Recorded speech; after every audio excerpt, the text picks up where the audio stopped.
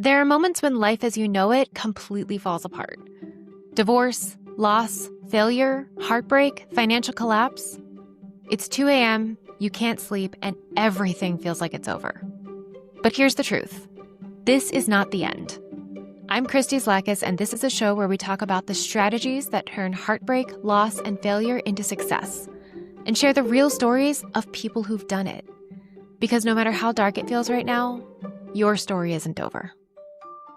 We are going to talk about how to stack your small wins. I want to start by normalizing the struggle, because just because you have a good mindset or just because you have focused really hard on figuring out a good mindset doesn't mean that you're going to have it 100% of the time. Sometimes life is just really hard. When bad things happen, when the world shuts down, when everything is not going your way, you can either sit there and stay stuck in the feelings, or you can find a way to move yourself forward. Welcome to episode 3 of This Is Not the End. My name is Christy Zlakis, and I am your host.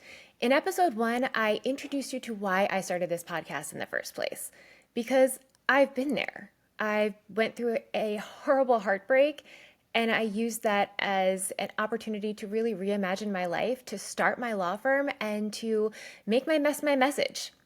And I've been through some really, really tough times in my business too. I've had a lot of failures. I say to everybody, you have to fail your way forward, and that's the only way that you're going to get momentum. But at both of those times, you know what I did at 2 a.m.? I was scrolling the internet looking for people just like me. For people who were laying on the floor wondering how they're ever going to live a new life. For people going through it in the business wondering, oh my God, is my business going to shut down? Am I going to fail? How am I ever going to get past this last mistake or this big hurdle or this lack of momentum? And I found inspiration in others, whether that was finding someone online whose story I identified with, or calling up some of my favorite entrepreneur friends and going, oh my God, this is happening. And some of them, meet me in the moment and tell me, pick yourself up. And others go, oh my gosh, girl, let me tell you, I made a bigger mistake than you did. And those conversations, those are the ones that help me. Those are the ones that inspire me. And so I wanted to create a podcast to inspire you.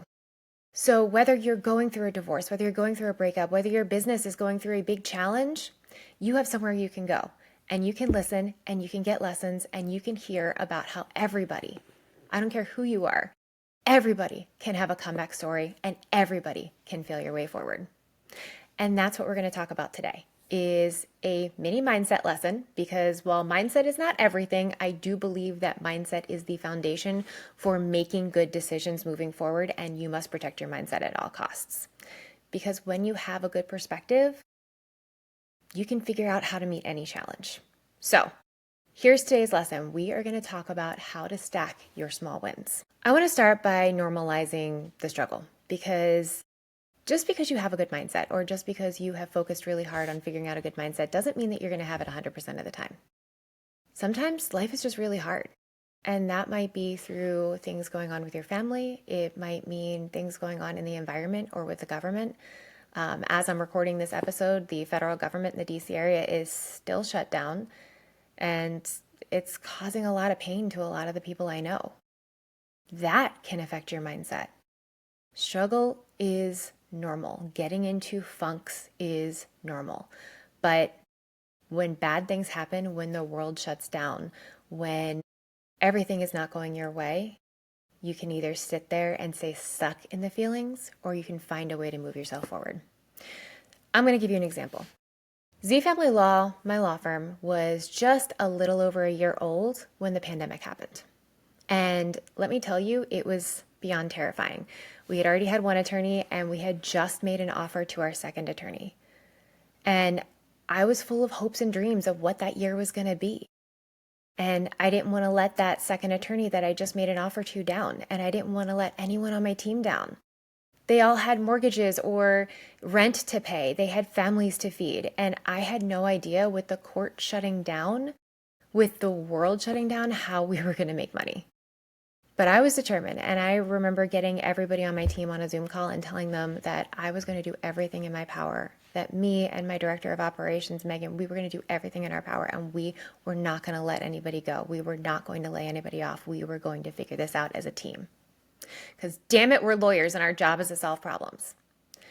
And we did just that. And we figured it out. We figured out how to grow. But let me tell you, it wasn't easy.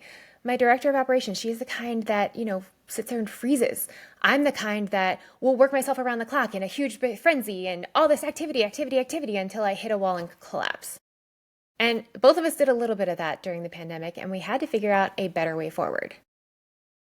And think of yourself, the last time that you went through a really hard time, whether it was with your family, whether it was with your children, or whether it was in your business. Do you freeze? Do you fight? Do you try to fix everything all at once? And what did that do for you? Did it help? Okay, so if that's where you're at, if you are freezing, if you are fighting, if you are trying to fix all the things all at once, that's not going to help you. Trust me, I've learned from experience, and I can't say that I won't do it again, but when I find myself freezing, trying to fight it, or trying to fix everything all at once, I know that I need to do something better, because those actions, those thoughts are coming from a place of panic. Or they're coming from places of shame. And let's remember, failure is data. So the first thing I do is figure out what the problem is, and I do my best to analyze it and not personalize it. What is this trying to teach me? In the pandemic, I decided that it was trying to teach me resilience. It was trying to teach me creativity. It was trying to teach me digital marketing, because my God, before then we hadn't even done that. We were almost entirely doing everything based on referrals. So it was teaching me to put myself out there in a new way. It was teaching me that activity begets activity. It was teaching me that giving as much as we could to our community, that was a way that could make us feel good about what we were doing, and that was a way that we could figure this out. So, what is this moment teaching me? And it's okay if you don't know, but the more that you can figure out what you're learning from it, the more that you're going to feel a positive mindset and positive energy. So, what is this teaching me? And the next thing you want to do is you want to start figuring out daily small wins. Now, if you figured out what this is teaching me, it should absolutely be related to that. So for me, I was going to learn in the pandemic digital marketing. So I spent probably a good hour a day reading up on digital marketing, learning the different algorithms for the different things, trying to learn what the heck was a Google Ads account, how do I get one? Wait, Google Ads is different than Meta. What is Meta? I had no idea about any of this. And yes, I failed my way forward on a lot. Yes, I got snake-oiled salesman by somebody in the beginning trying to sell me some knowledge, but I taught myself a lot of those different things. I also did a sales course, but I invested in what is this trying to teach me? This is trying to teach me how to do this thing. So, daily small wins. And that's what I did. I learned digital marketing by spending an hour a day studying it, reading something about it, learning something about it, doing a course about it, trying to figure that out. When I was going through my breakup and I was trying to figure out what is new, I tried a new recipe every day for 30 days. Something that I wouldn't have made before, that my former partner wouldn't have liked. When I was trying to tackle losing weight. So I lost a lot of weight, and it was one of the hardest things I ever did in my life. I remember saying, okay, I'm going to exercise every day for 30 minutes. I've done 75 hard, which if you know what that is, it's awesome. I've done a lot of different things, but the basis of all of these things is the daily small wins. And stacking your wins is a way of creating momentum, micro momentum. So some examples. If you're going through a breakup, maybe it's journaling for 10 minutes a day. Or maybe it's reading a book about self-discovery for 10 minutes a day. If you are struggling in your business, maybe it is spending 10 to 15 minutes a day refining a process. Or maybe it is calling back 3 different leads every single day. Or maybe if you're trying to drum up business, maybe it's posting on social media once a day, something about your business. Whatever it is, that daily small win, I want you to commit to doing it every single day for just 7 days. That's it. We're going to start with a week.